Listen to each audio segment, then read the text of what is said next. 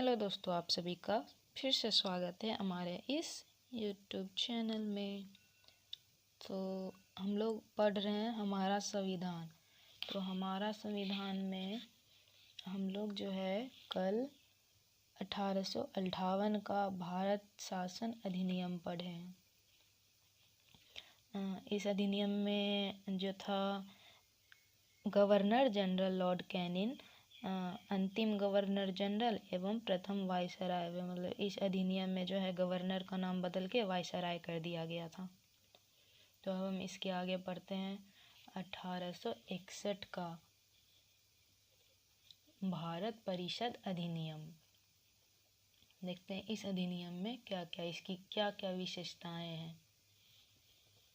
तो पहला नंबर है गवर्नर जनरल की कार्यकारिणी परिषद का विस्तार किया गया। गवर्नर जनरल का जो कार्यकारिणी परिषद था उनका विस्तार किया गया। दूसरा नंबर है विभागीय प्रणाली का प्रारंभ हुआ लॉर्ड कैनिंग द्वारा। लॉर्ड कैनिंग जो थे उनके द्वारा जो है विभागीय प्रणाली का प्रारंभ हो गया। तीसरा नंबर है गवर्नर जनरल को पहली बार अध्यादेश जारी करने की शक्ति प्रदान की गई। इसके पहले जो है गवर्नर जनरल को अध्यादेश जारी करने की शक्ति प्रदान नहीं थी। तो 1861 में जो भारत परिषद अधिनियम आया, इस अधिनियम के अंतर्गत गवर्नर जनरल को जो है ना पहली बार अध्यादेश जारी करने का शक्ति प्रदान किया गया। ऐसे अध्यादेशों की अवधि मात्र 6 महीने की होती थी। ऐसे जो अध्यादेश थे ना उनकी अवधि जो है मात्र 6 महीने की होती थी। गवर्नर जनरल को चौथा नंबर में देखो, गवर्नर जनरल को बंगाल, उत्तर पश्चिम सीमा प्रांत और पंजाब में विधान परिषद स्थापित करने की शक्ति प्रदान की गई। गवर्नर जनरल को जो है बंगाल में, उत्तरी पश्चिमी सीमा प्रांत और फिर पंजाब में भी जो है ना विधान परिषद स्थापित करने की शक्ति प्रदान की गई।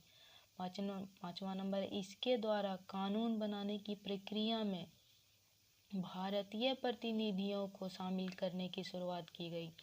वो हमारा जो 1861 ईस्वी का भारत परिषद अधिनियम आया, तो इसमें तो सबसे पहले गवर्नर जनरल का कार्यकारी परिषद विस्तार किया गया। दूसरा नंबर हुआ क्या, विभागीय प्रणाली का प्रारंभ हो गया। तीसरा नंबर हो गया क्या, गवर्नर जनरल को जो है पहली बार अध्यादेश जारी करने की शक्ति प्रदान की गई। और चौथा नंबर क्या हुआ, बंगाल, उत्तर पश्चिमी सीमा प्रांत और पंजाब में विधान परिषद स्थापित करने की शक्ति मिल गई। और फिर पांचवा नंबर है, इसके द्वारा जो है कानून बनाने की प्रक्रिया में जो है ना भारतीय प्रतिनिधियों को भी शामिल करने की शुरुआत हो गई। तो वायसराय कुछ भारतीयों को विस्तारित परिषद में गैर सरकारी सदस्यों के रूप में नामांकित कर सकता। तो जो वहाँ का वायसराय जो था ना, कुछ भारतीयों को विस्तारित परिषद में गैर सरकारी सदस्य के रूप में नामांकित कर सकता था। उसके बाद यहाँ पे हमारा कुछ नोट है, जो कि 1862 में लॉर्ड कैनिंग ने 3 भारतीयों, बनारस के राजा, पटियाला के महाराजा और सर दिनकर राव को विधान परिषद में मनोनीत किया।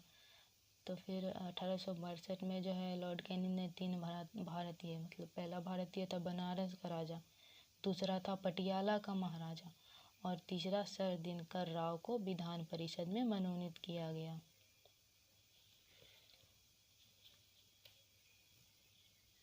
उसके बाद आता है हमारा 1873 का अधिनियम।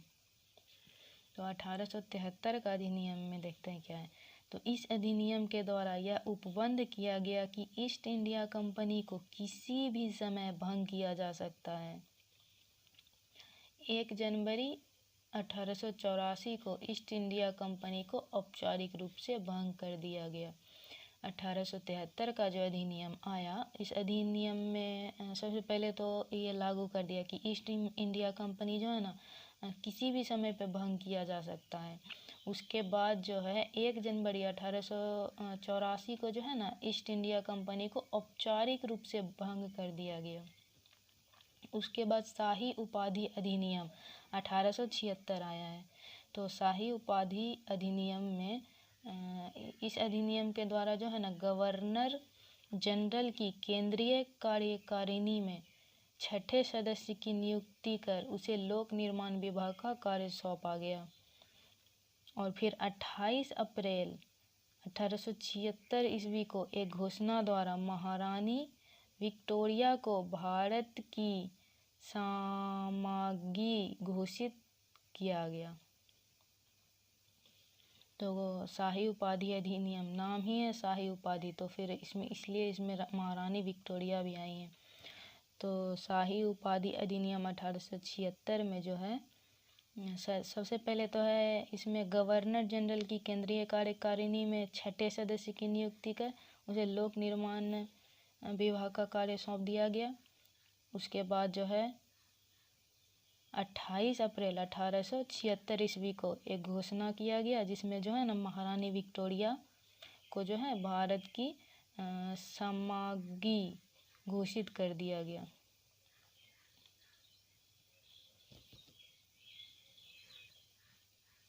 इसके बाद आता है हमारा 1892 का भारत परिषद अधिनियम। तो इस अधिनियम की मुख्य विशेषताएं हैं कि अप्रत्यक्ष चुनाव प्रणाली की शुरुआत हुई। देखो सर्वप्रथम अप्रत्यक्ष चुनाव प्रणाली जो है 1892 का जो भारत परिषद अधिनियम हुआ ना उसी के अंतर्गत इसकी शुरुआत हो गई। और फिर इसके द्वारा राजस्व एवं व्यय अथवा बजट पर बहस करने तथा कार्यकारिणी से प्रश्न पूछने की शक्ति दी गई। और फिर इसी अधिनियम के अंतर्गत जो है हमारे राजस्व एवं व्यय अथवा बजट पर जो है बहस करने के लिए कार्यकारिणी से प्रश्न पूछने की शक्ति दी गई है। उसके बाद आता है हमारा 1909 ईस्वी का भारत परिषद अधिनियम। ये हमारा जो है मार्ले मिंटो सुधार के नाम से भी जाना जाता है। 1909 का मार्ले मिंटो सुधार अधिनियम देखते हैं क्या कहता है। तो पहली बार मुस्लिम समुदाय के लिए पृथक प्रतिनिधित्व का उपबंध किया गया इस अधिनियम के द्वारा। इसके अंतर जो है ना मुस्लिम सदस्यों का चुनाव मुस्लिम मतदाता ही कर सकते थे। भारत सरकार अधिनियम के तहत पहली बार विधायिका में कुछ निर्वाचित प्रतिनिधित्व की मंजूरी हुई है। और जो है ना इस प्रकार इस अधिनियम को सांप्रदायिकता को वैधानिकता प्रदान की और लॉर्ड मिंटो को सांप्रदायिक निर्वाचन के जनक के रूप में जाना जाने लगा। मार्ले मिंटो जो आए ना वो जो किए क्या कि ऐसा रूल लागू किए जिसमें जो है ना पहली बार मुस्लिम समुदाय के लिए पृथक प्रतिनिधित्व का उपबंध किए। और उसके बाद जो है ना इसके अंतर्गत जो आया क्या मुस्लिम सदस्य का जो चुनाव था ना तो मुस्लिम सदस्य का चुनाव सिर्फ मुस्लिम मतदाता ही कर सकते थे। मार्ले मिंटो जो है ऐसा किए। तो फिर ये जो रूल लागू किए तो इस प्रकार के इस अधिनियम को जो है ना सांप्रदायिकता को वैधानिकता प्रदान की। और फिर लॉर्ड मिंटो को सांप्रदायिक निर्वाचन के जनक के रूप में जाना जाने लगा। तो फिर हम लोग यह भी नोट कर सकते हैं सांप्रदायिक निर्वाचन के जनक के रूप में किसे जाना जाता है। तो आंसर हमारा होगा लॉर्ड मिंटो। तो इसके दूसरा नंबर में क्या कर रहा है, भारतीयों को भारत सचिव एवं गवर्नर जनरल की कार्यकारिणी परिषदों में नियुक्ति की गई।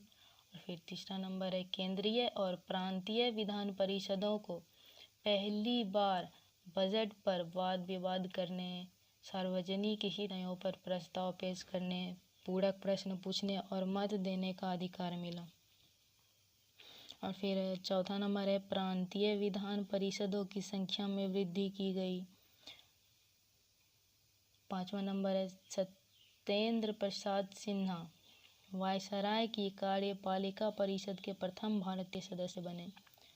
वो प्रथम भारतीय सदस्य बने सत्येंद्र प्रसाद सिन्हा वायसराय की कार्यपालिका परिषद के प्रथम सदस्य। उन्हें विधि सदस्य बनाया गया। छठा नंबर है इस अधिनियम के तहत presidency corporation chambers of commerce विश्वविद्यालयों और जमींदारों के लिए अलग अलग प्रतिनिधित्व का प्रावधान किया गया। तो लॉर्ड मार्ले मिंटो जो आए बहुत सारा काम किए जिसमें से सबसे पहले तो वो सांप्रदायिकता को वैधानिकता प्रदान किए। फिर दूसरा नंबर में भारत सचिव एवं गवर्नर जनरल की कार्यकारिणी परिषदों में नियुक्ति किए। फिर तीसरा नंबर में है कि केंद्रीय और प्रांतीय विधान परिषद में जो है पहली बार वाद विवाद करने के लिए प्रश्न पूछने का भी रूल लागू किए। और फिर प्रांतीय विधान परिषद में संख्या में वृद्धि किए। और फिर सत्येंद्र प्रसाद सिन्हा जो थे वायसराय की कार्यपालिका परिषद के प्रथम भारतीय सदस्य भी बने। और इस अधिनियम के तहत जो है presidency corporation, chambers of commerce, विश्वविद्यालय और जमींदारों के लिए अलग अलग प्रतिनिधित्व का प्रावधान भी किया गया। इसके बाद है हमारा 1909 में लॉर्ड मार्ले इंग्लैंड में भारत के राज्य सचिव थे और लॉर्ड मिंटो भारत के वायसराय।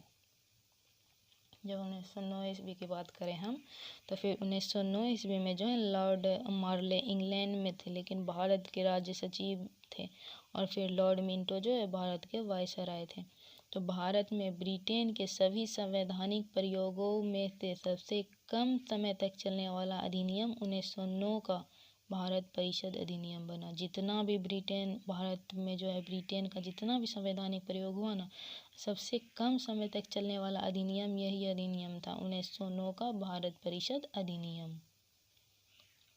तो फिर आज के लिए इतना ही रहने देते हैं। Thanks for watching. उसके बाद फिर से हम लोग कल स्टार्ट करने वाले हैं 1919 ईस्वी का भारत शासन अधिनियम, जिसको हम मॉन्टेग्यू चेम्सफोर्ड सुधार के नाम से भी जानते हैं। इसमें पढ़ेंगे हम लोग क्या क्या सुधार हुआ है, क्या क्या इनकी मुख्य विशेषताएं हैं। उसके बाद फिर आएगा हमारा सबसे महत्वपूर्ण 1935 का भारत शासन अधिनियम। तो फिर आज के लिए इतना ही। Thanks for watching. Bye. Subscribe for more videos.